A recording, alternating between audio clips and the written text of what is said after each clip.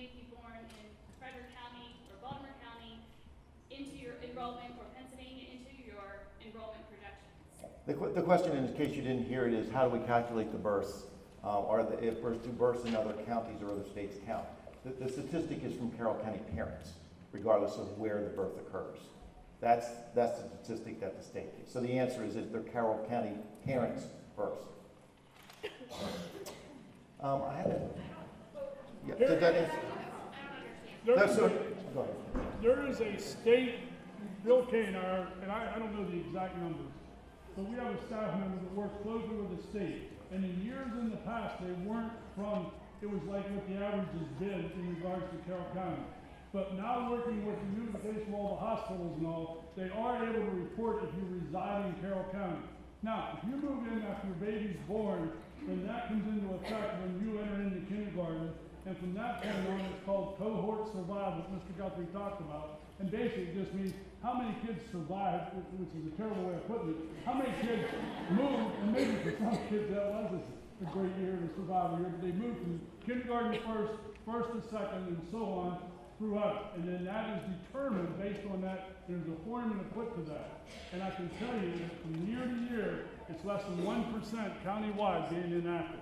It's that 99-point-something% accurate. So no, is it ever exact that there's the number of babies? No, but it's a lot better than it used to be, and it's still very accurate with that. And what happened was our baby birth rate went from 2,000 down to 1,600. So what happens is when your 400 start less entering into kindergarten, all of a sudden in first grade, we're now down 800. And it keeps on progressing through because there's 400 less kids moving through each grade. And that's part of where we're losing the 400 kids. It just keeps happening. Plus, we're actually losing that many kids in the schools across the county.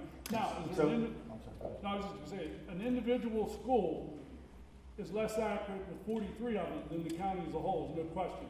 But the numbers and the projections are based on that, and it's been looked at. We had a study committee a few years ago, looked at 5 different ways of doing it, and the methodology that's being used is absolutely the most accurate. Is it perfect? No, because it's called a projection. You know, it can go up and down regardless if something happens.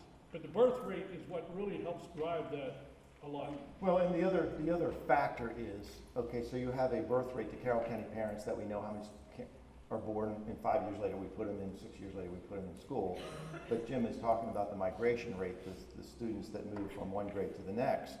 So some of that is just our own Carroll County, and some of that is the migration rate, how many people are moving in to make that not 100% or 102%. Well, when we have no one moving into the county, or very few people moving into the county, or an exodus, then we see a negative number. So it's less than 100% of those students who were in first grade move to second grade, and third grade, and fourth grade, because 2 things. One is people are moving out, or they've aged out of childbearing years, and they're staying in Carroll County. And so Carroll County, we have an aging population. Our median age continues to go up and up and up. And we're not recycling neighborhoods like we did in the 80s and 90s and early 2000s.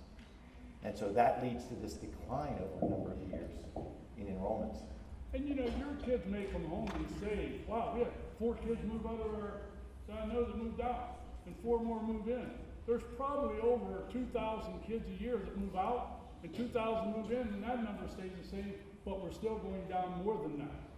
And that's the difference. We've always had in and out.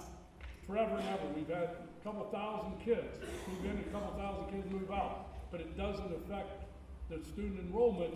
It's actually going down.